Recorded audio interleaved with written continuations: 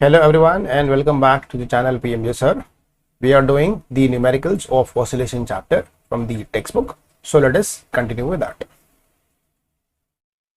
Previous video में हम लोग ने question number 17 तक कर दिया था. Let us start with question 18. देखते हैं. The period of oscillations of a body of mass m1 suspended from a light spring is t. मतलब जब मास m1 लगाते हैं एक स्प्रिंग को तो जो टाइम पीरियड आ रहा है वो t है.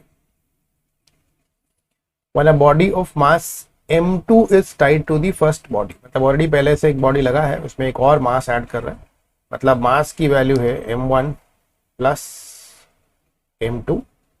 इसमें to oscillate the period is 2t. तो अब जो टाइम लग रहा है वो 2t है.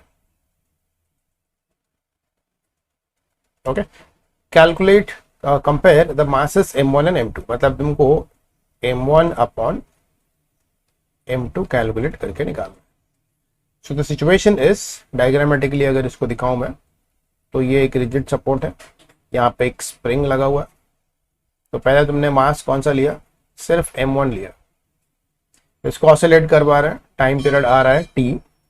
अब इसमें एक और मास ऐड कर दिया हमने, m2 भी ऐड कर दिया है.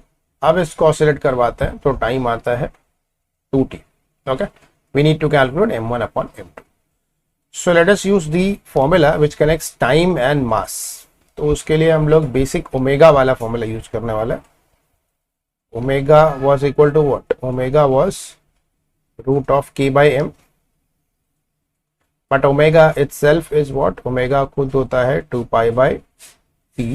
तो 2 pi by t is equals to root of k by m.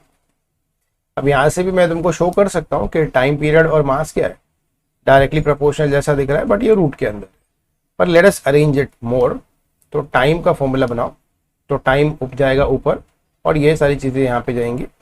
तो ये 2 pi root of m by k. Okay, t गया यहाँ पे ऊपर, m ऊपर गया, k नीचे आ गया. तो ये बन गया हमारा फॉर्मूला. अब ये सब्स्टिट्यूशन करेंगे case number 1 and case number 2. तो केस नंबर 1 मतलब ये, तो टाइम की जगह पे I will write t that is equal to 2 pi. Mass के जगह पे I will write m1 upon k. ठीक है, केस नंबर 2 ये है मेरा. तो केस नंबर 2 टाइम की जगह पे लिखोगे 2t is equals to 2 pi root के अंडर मास. अब कितना बन गया, दोनों मास है यहाँ पे, तो it is m1 plus m2 divided by k. Alright, अब ये इक्वेशन नंबर 1 और इक्वेशन नंबर 2 का हम लोग डिवीजन कर लेते हैं. तो t अपॉन 2t मतलब ये बन जाएगा 1 upon 2 is equals to, right side में देखो ये 2 पाई कैंसिल हो गया. अब इसको स्प्लिट कर सकते हैं, root of m1 root of k, root of m1 plus m2 upon root of k. अब यहाँ पे k और k दोनों जगह है तो ऑब्वियसली वो कैंसिल हो जाएगा. तो बचेगा क्या, बचेगा यहाँ पे m1 upon m1 plus m2. Okay, तो राइट साइड में I hope it is clear. 2 pi cancel हो गया और ये डिनोमिनेटर का k कैंसिल हो गया. अब करेंगे क्या, ये रूट हटा देना है तो हम लोग दोनों तरफ स्क्वायर कर लेंगे. तो it is 1 upon 4 is equals to, it is m1 divided by m1 plus m2. इसके बाद हम लोग इसका रेसिप्रोकल करने वाला है इसी स्टेप का.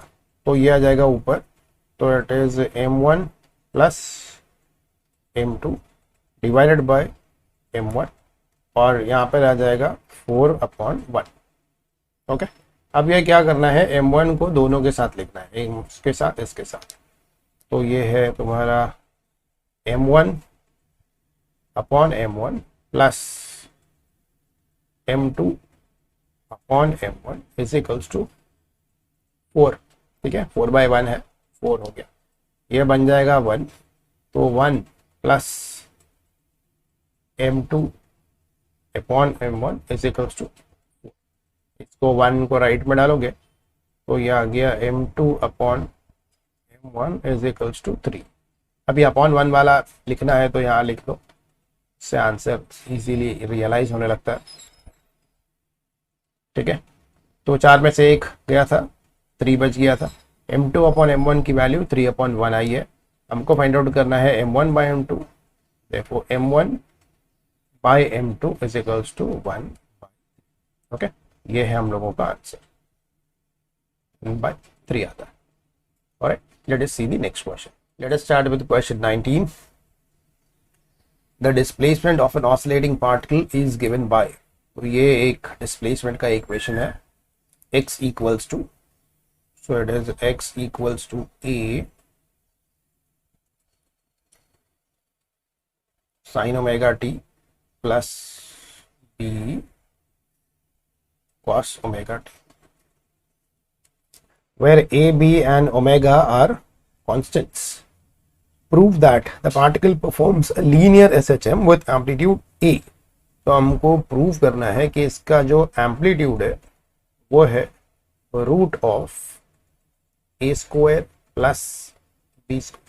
तो अगर मैं यही डेटा देखूं, A square plus B square अगर ए बन रहा है तो ये मुझे एक पाइथागोरस थ्योरम जैसा रियलाइज हो रहा है। सो अगर उसको मैं डायग्रामेटिकली शो करने की कोशिश करूं तो ये मेरा एक साइड बन गया, एक वेक्टर बन गया, ये हम लोग का सेकेंड वेक्टर बन गया, और ये हमारा थर्ड वेक्टर। ठीक है, ये ए, ये बी, तो ये साइड क्लियर है अभी, it is a square plus B square and let us call this as theta. तो what I will do is, ये जो ट्राइंगल है इसके अंदर ही हम लोग कॉस थीटा और साइन थीटा निकालेंगे। So let us write cos theta and this. तो कॉस थीटा बनता है एडजेसेंट साइड इसका ए है, adjacent side upon hypotenuse, hypotenuse है a square plus B square. अब सिमिलरली साइन थीटा निकालो, तो यहां पर आ जाएगा sine theta equals, sine theta के लिए क्या होगा, ऑपोजिट साइड बी है, तो it is b divided by same term, it is a square plus B square. Okay, तो you have got sine theta and cos theta as a replacement of this. अब ये वाला equation लेना है, that is x is equals to a, the same full equation,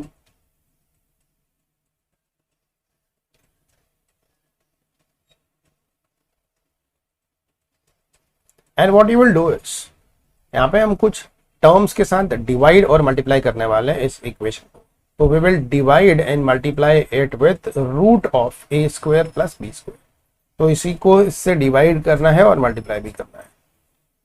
तो multiply वाला term मैं बाहर लिखूंगा, तो ए स्क्वायर प्लस बी स्क्वायर। अब डिवाइड वाला टर्म आएगा क्या, तो अंदर देखोगे ए आया, उसको मैं डिवाइड कर रहा हूं, तो it is a square plus B square आ गया। इसके साथ में साइन ओमेगा टी है,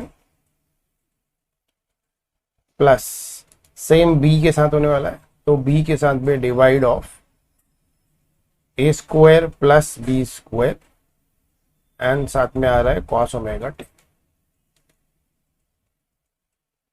ठीक है, नाउ ये बाहर वाला नंबर ऐसे ही रखो, ये वाला नंबर, तो it is root of A square plus B square. But अब ये ब्रैकेट वाला टर्म देख लो, यहाँ पे ये a upon root of A square plus B square का वैल्यू मुझे मालूम है। यहाँ पे देखो a upon root of A square plus B square को कॉस थीटा लिखते हैं, तो ये टर्म बनता है कॉस थीटा और ये वाला टर्म बनता है साइन थीटा।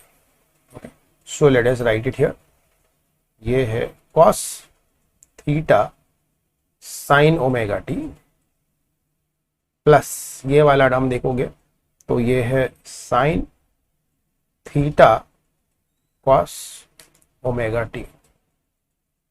और if you just see the bracket term, ये sine a cos b plus cos a sine b का फॉर्मूला है, तो ये बन जाएगा, तो it is root of A square plus B square, और ये पूरा टर्म बन जाता है sine A plus B, that is sine omega T plus theta. Okay, ये आ गया x। बट जनरलाइज इक्वेशन क्या है x का, जनरलाइज इक्वेशन तो है x is equals to A sine omega T plus five. Okay, SHM का generalise equation है।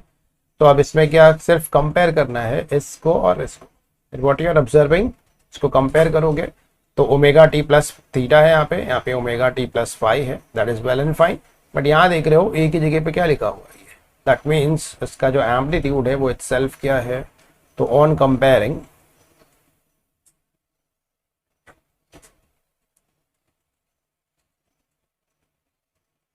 कंपेयर करके क्या समझ में आ रहा है कि ए का वैल्यू है root of A square plus square, और वही हमको प्रूव भी करना था। अब ये जो क्वेश्चन है ये थोड़ा सॉर्ट ऑफ डेरिवेशन बोल सकते हैं इसको, ये सम्स तो नहीं है, क्योंकि यहाँ पे हमें स्टार्टिंग में ही कुछ अजम्पशंस करने हैं जो है ये, और ये अजम्पशन भी हमने आंसर को ही देख के किया हुआ है। कंपोनेंट से भी समझ सकते हैं, पर फिलहाल मैंने इसको आंसर ही देख के किया हुआ है कि one component is A, one component is B. Alright, so that is finishing your question number 19. I'll stop this video over here. The remaining will come in the next session.